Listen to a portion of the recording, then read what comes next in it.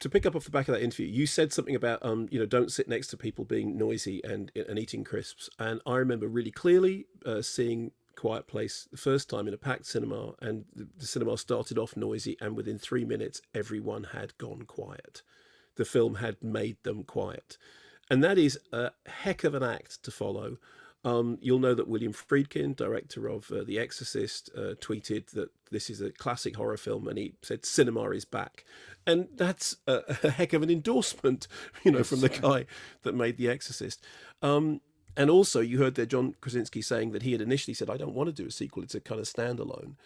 So the chances of the film falling on its face with that kind of hype behind it are quite big. And so the best recommendation I can give you is to say that I wasn't disappointed. The really smart thing is that, as he said in that interview, he didn't want to do it until he decided that actually, if we centre on the Millicent Simmons character, that's the way to make the film work.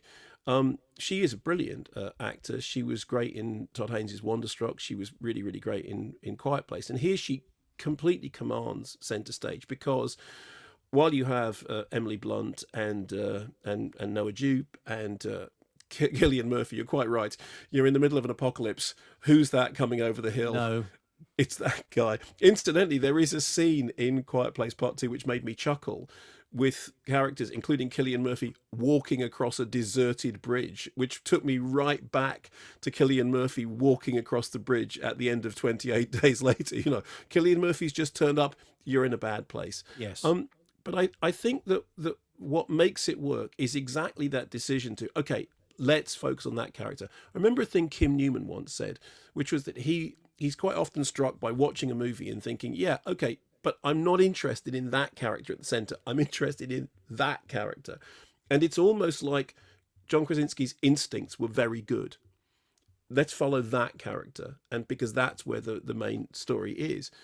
And once you've done that, once you've placed the primary action in the hands of Millicent Simmons' character, whose name incidentally also nods to The Exorcist, that's not accidental.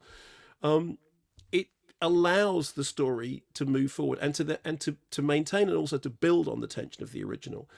And that is clever, because the main problem with the original was you kind of think, okay, well, you said yourself, it doesn't put a foot wrong. In that case, all you can possibly do is either keep up to the mark or put a foot wrong. I saw this on a big screen.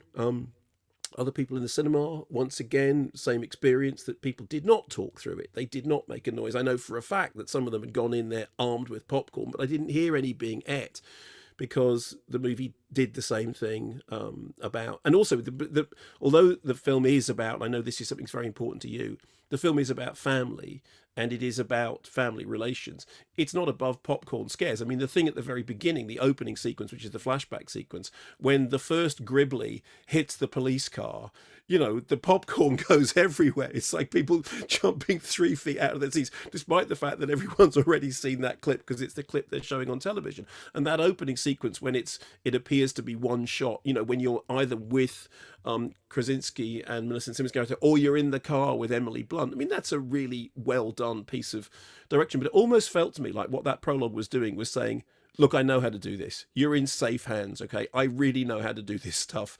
And now we can move forward with the rest of the story. So yeah, I was concerned as soon as it was like, but when they say A Quiet Place Part 2, it's like, oh, like you always intended this. We know for a fact that he didn't. We know for a fact that the original script that was written by Brian Woods and Scott Beck, they said, we don't want to do a sequel. It's a standalone. We want to go on and do some other stuff. So to then have the audacity to call this A Quiet Place Part 2 as if you had always intended it, and then actually get away with it by going, this is who we're giving the narrative to, I thought that showed that you're a really smart filmmaker, and the film works. It delivers. It doesn't disappoint.